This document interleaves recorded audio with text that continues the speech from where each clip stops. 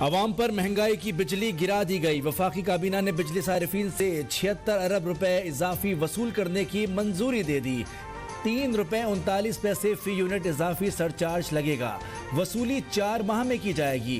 فی یونٹ 1 روپے کا اضافی سرچارج آئندہ مالی سال سے شروع ہوگا۔ اطلاق 300 سے کم یونٹ والے صارفین پر نہیں ہوگا۔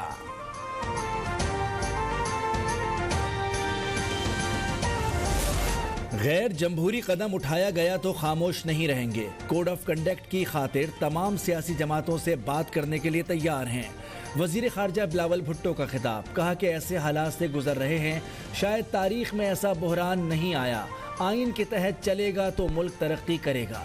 آئین کی 50ویں سالگرہ پر پارلیمنٹ ہاؤس میں تقریب۔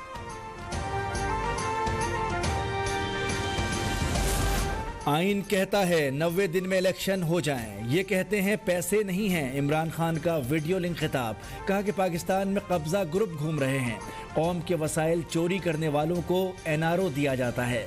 غلام ترقی نہیں کر سکتے، وہ صرف اچھے غلام بن سکتے ہیں۔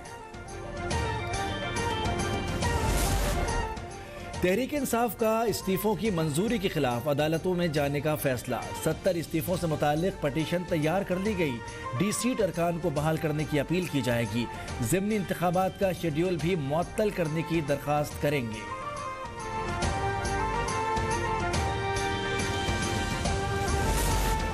سابق وزیر خزانہ شوکت ترین کے گرد گھیرا تنگ، FIA نے مقدمہ درج کر لیا۔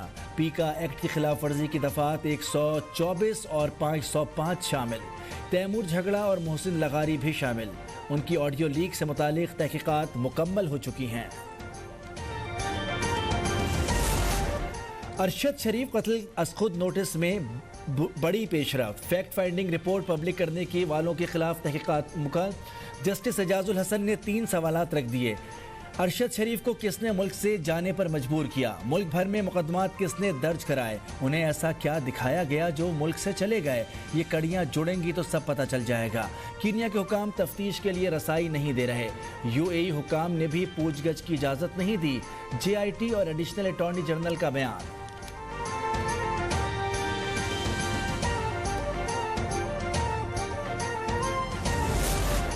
ارشد شریف قتل کیس کے 2 ملزمان کو اشتہاری قرار دینے کی کارروائی مکمل۔ خرم اور وقار کے وارنٹ حاصل کر لیے گئے۔ JIT کا انٹرپول سے رابطہ، خط لکھ دیا، ملزمان کے ریڈ وارنٹ جاری کرنے کی درخواست۔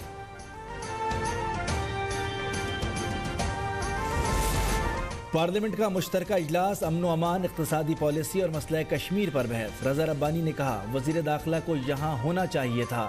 DG ISI اور DGMO کو یہاں ہر مدعو کیا جائے۔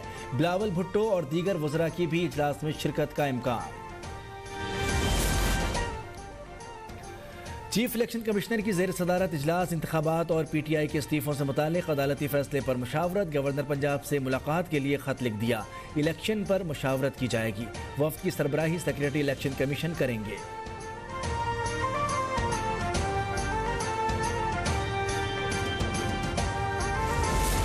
پنجاب میں فلور ملز مالکان کی ہڑتال، آٹے کی قلت، عوام پریشان۔ ہڑتال کے اثرات خیبر پختونخوا پہنچ گئے۔ سپلائی معطل ہونے سے بحران کا خدشہ۔ ڈیلر کہتے ہیں چند دن میں پشاور میں آٹا ختم ہو جائے گا۔ حکومت ریلیف کے اقدامات کرے۔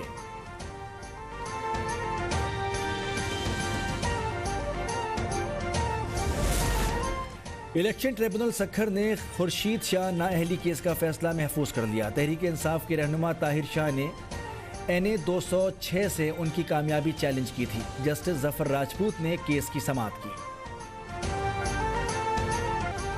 ترکی اور شام میں زلزلے سے اموات 36,000 ہو گئیں۔ 10 لاکھ افراد بے گھر۔ ترکی 31,700 اور شام میں 4,600 افراد جاں بحق ہو چکے۔ ریسکیو آپریشن جاری۔ 178 گھنٹے بعد ادیمان سے 6 سالہ بچی کو نکال لیا گیا۔ پاک فوج کے دستے بھی امدادی کارروائیوں میں مصروف۔